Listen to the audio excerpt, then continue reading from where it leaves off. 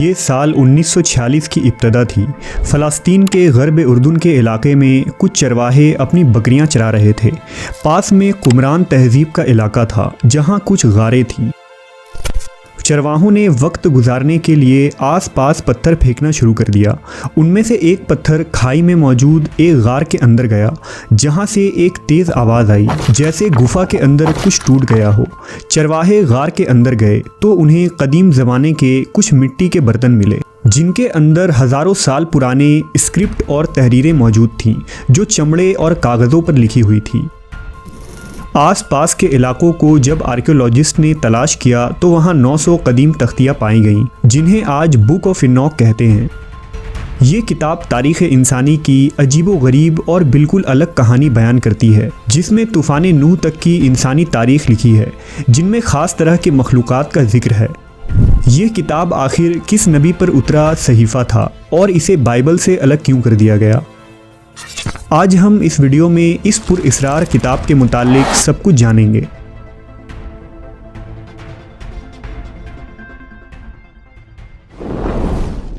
इंसानियत की इब्तदा से ही अल्लाह ने इस ज़मीन पर इंसानों की रुश्द व हिदायत के लिए 1,24,000 पैगंबरों को मबूस किया।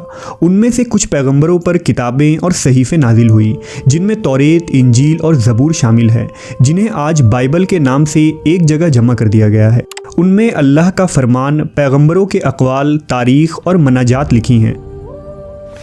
लेकिन एक आसमानी किताब ऐसी भी है जिसमें पुरअसरार और हैरत अंगेज़ बातें लिखी हैं जो शायद दुनिया के किसी भी आसमानी किताब में नहीं मिलती।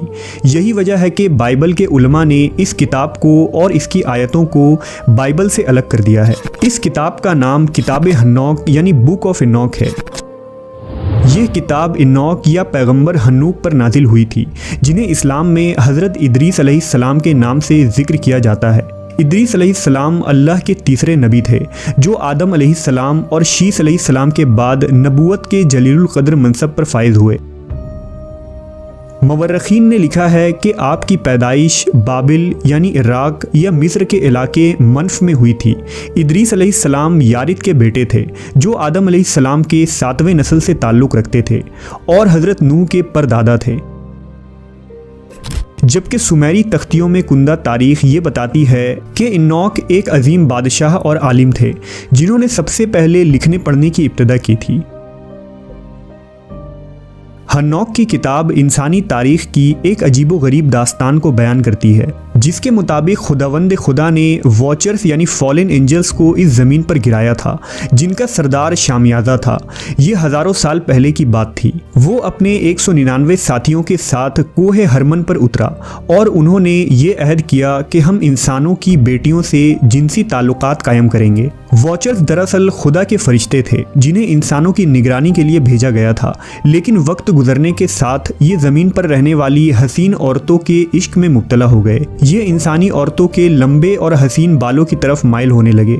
उन्होंने औरतों के साथ जिस्मानी ताल्लुक बनाए जिसके नतीजे में निफिलियम्स यानी जाइंट्स पैदा हुए जो कि अजीबो गरीब और देव कामत मखलूक थे। उन जाइंट्स ने ज़मीन पर खूब तबाही मचाई और इंसानों को ही मार कर खाने लगे, यहाँ तक कि चरिंदो परिंद, जंगली जानवर और दरिंदे भी उनकी शर से महफूज न रह सके। हज़रत इदरीस अलैहिस्सलाम को उन्हीं दरिंदा सिफत मखलूक की हिदायत के लिए मबूस किया गया था, लेकिन उन्होंने आपका इनकार कर दिया। हन्नोक की किताब के तीसरे बाब में ये बताया जाता है कि किस तरह उन फॉलन एंजल्स ने इंसानों को फसाद और तबाहियों के उलूम और चीज़ें सिखाईं। मसलन एज़ाज़िल ने इंसानों को तलवारें, खंजर और हथियार बनाना सिखाया। उसने इंसानों को ज़ेवरात बनाना और आँखों को संवारना सिखाया। इन सब कामों की वजह से इंसानों में बुराई और बदकारी फैल गई। इस तरह शामियाज़ा ने जादू करना सिखाया, आमरोज़ ने सितारों के इल्म और कोकाबील ने इल्म फ़ल्कियात सिखाई। ज़मीन में होने वाले इस फसाद को देखकर खुदावंद गज़बनाक हुआ और उसने 4 फरिश्ते यानी माइकल, यूरियल, राफियल और गैब्रियल को ज़मीन पर भेजा और ये फरिश्ते बागी फरिश्तों और नेफिलियम को सज़ा देते हैं। कुछ को जंजीरों में जकड़ लेते हैं। उन वॉचर्स को भी हलाक कर देते हैं जिन्होंने औरतों के साथ नापाक रिश्ते बनाए थे। वॉचर्स को ये 4 फरिश्ते ज़मीन के अंदर कैद कर देते हैं जहां वो ता क़यामत कैद रहेंगे।